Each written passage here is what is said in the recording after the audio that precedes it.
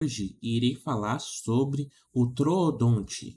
Essa espécie de dinossauro foi descoberta em 1857, ou seja, há muito tempo atrás, e os seus únicos fósseis conhecidos são dentes. Inicialmente, esses dentes foram atribuídos à família dos lagartos, já que tinha muita semelhança com os dentes dos teios, por exemplo. Mas depois, em 1901, ele foi voltado mais à família dos megalosaurídeos, que na época era considerada uma família de táxon de cesto de lixo. Mas o que é um táxon de cesto de lixo? É um táxon, ou seja, uma ramificação de uma espécie que faz essa mesma espécie não se encaixar em nenhum outro grupo. Depois, em 1924, essa espécie de dinossauro, o Troodonte, foi classificada como um membro da família dos paquicefalosaurídeos, mas precisamente perto do gênero Stegoceras, já que analisando nessa época, os seus dentes eram muito parecidos com os dentes dos paquicefalossauros. Isso perpetuou até mais ou menos 1945, quando um paleontólogo conhecido como Steinberg viu que os dentes dele pareciam na verdade com os dentes dos outros dinossauros carnívoros, e ele acabou saindo da família Paxephalosauridae. E foi aí, mais ou menos nesse período, que começou a se encontrar vários ossos de outras espécies de troodontídeos, sendo que um pouco antes, entre 1932, descobriu-se um dinossauro chamado Stenonychossauro, que mais tarde, com essa reviravolta de 45 do Troodonte, o Stenonychossauro foi colocado como um membro da família Troodontidae, junto com o Troodonte. Em 1980 foi descoberto o Saurornithoides, que foi um dinossauro importante para formar a família de dinossauros Saurornithoididae. Só que depois, em 1987, um paleontólogo chamado Phil Currie viu que as supostas diferenças entre a família Troodontidae e a Saurornithoididae na verdade não existiam, e o Saurornithoide foi colocado também na família Troodontidae.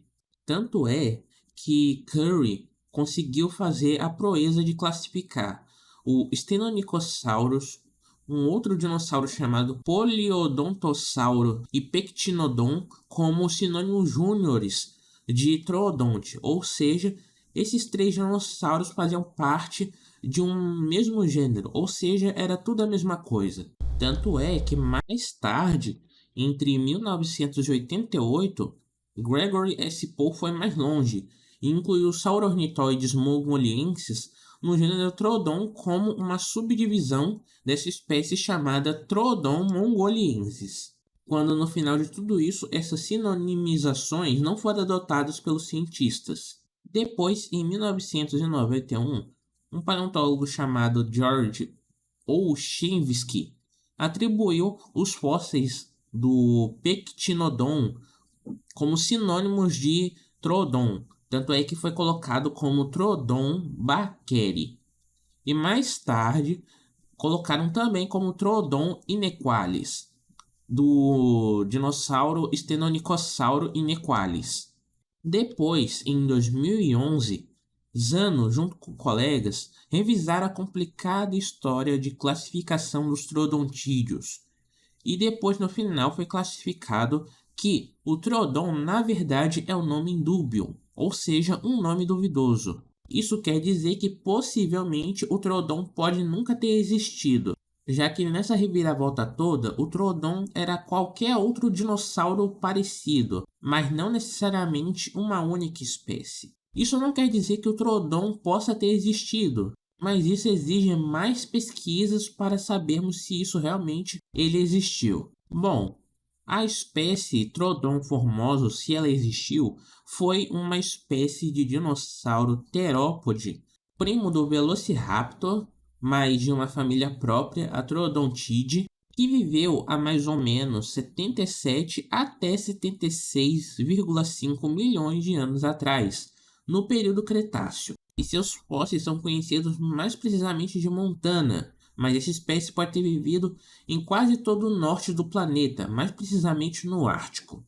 E só para constar, o Ártico não necessariamente naquela época era um ambiente muito frio, no sentido de haver só gelo. Tanto o Ártico como a Antártida, na época, eram ambientes muito habitáveis, cheios de florestas e tudo mais. Mas é óbvio que eles também tinham os períodos de inverno, e aí sim que tinha neve. O Troodon viveu na neve do Ártico. Ele foi um dos menores dinossauros terópodes, tendo entre 1,80 m até 2,40 m de comprimento e um peso de quase 50 quilos, muito pequeno. E em questão de corpo, ele não se diferenciava muito de seus parentes. Ele tinha um focinho bem alongado, cheio de dentes serrilhados. Aliás, é por conta dos dentes que ele tem esse nome, Troodon, que quer dizer dente ferido ou dente arranhado. Ele possuía também olhos bem grandes, que lhe privilegiavam uma boa visão. Na verdade, uma das, se não a melhor visão dentre os dinossauros. Que, aliás, ele precisava para conseguir enxergar até de noite, pois as noites daquela época duravam quase que a metade do ano.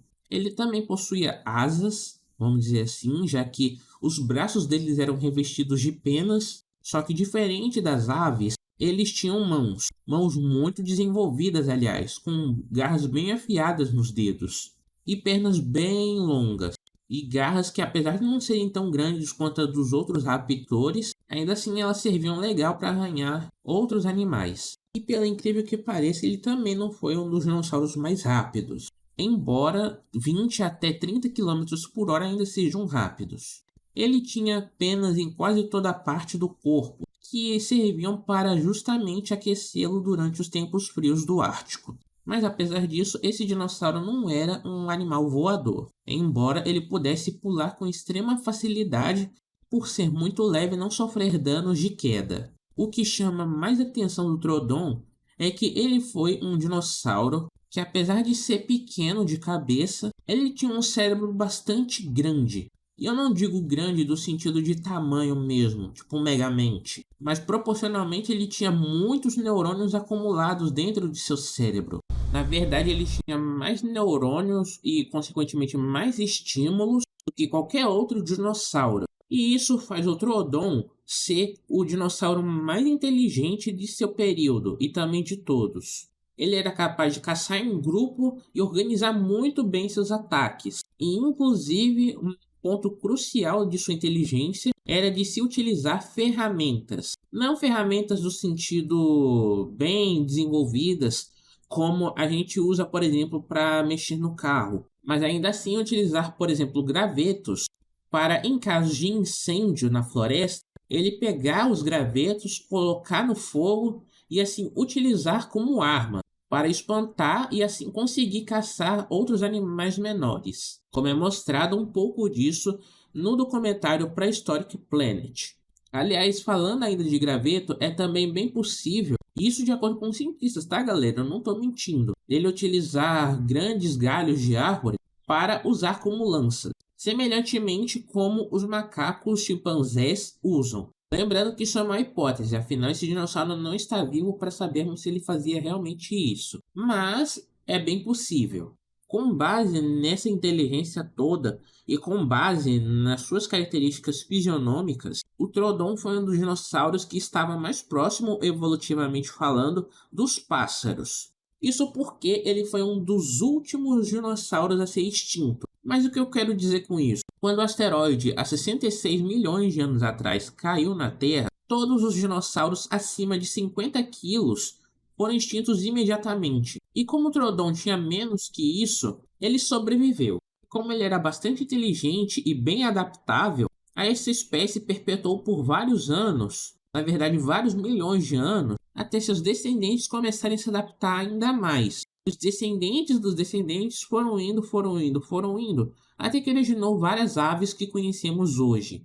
Tudo isso graças à grande inteligência e à grande adaptatividade do Troodonte.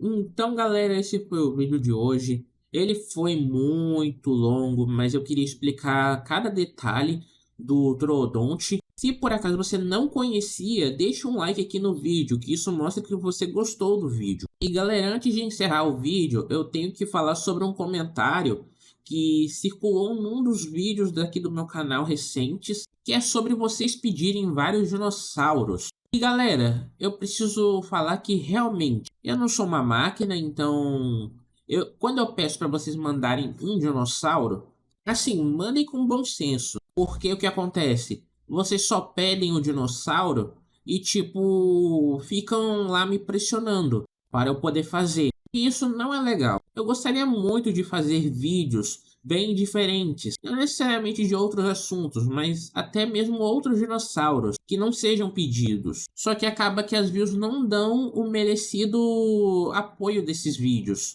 Então, tecnicamente, ultimamente só tô vivendo à base de pedido, e isso não é legal. Então, por favor, galera, a menos que seja um pedido bastante pertinente, não me peçam para fazer tantos dinossauros assim diferentões, porque o que acontece? Eu não prometo nada, no sentido de tipo assim, eu posso não conseguir fazer o vídeo na hora, como eu costumava fazer, mas eu anoto os pedidos. Então, por favor, esperem. Se possível, nem peçam tanto assim, porque eu não sou um robô. Mas então é isso. Se ainda não são inscritos no canal, que eu já estou com 1.200 e eu quero chegar a 2.000, então se inscreva no canal, porque a maioria das pessoas que assistem meus vídeos não estão inscritas no meu canal. E isso é um pouco ruim, porque eu entendo que às vezes a pessoa não quer participar, não quer ter compromisso com o meu canal. E eu não quero forçar, mas acontece que estejam cientes que quando você se inscreve no meu canal, eu consigo crescer no YouTube. E isso quer dizer que eu fico mais famoso. E talvez outras pessoas que estejam interessadas no conteúdo, até porque quem não gosta de dinossauros, né? Vejam meu canal e assistam meus vídeos. E tudo isso graças à ajuda que vocês me dão se inscrevendo no canal. E nem precisa ativar o sininho de notificação. Às vezes eu peço, mas eu vejo que a galera realmente não ativa, então não precisa ativar o sininho, mas se você quiser, ativa o sininho, que ele serve para te notificar dos vídeos novos que eu trago no canal. Ou seja, você pode não assistir o vídeo, mas você sabe que eu postei, beleza? Enfim, é isso, um grande abraço, muito obrigado por ter participado de mais um Safari no Acre e tchau!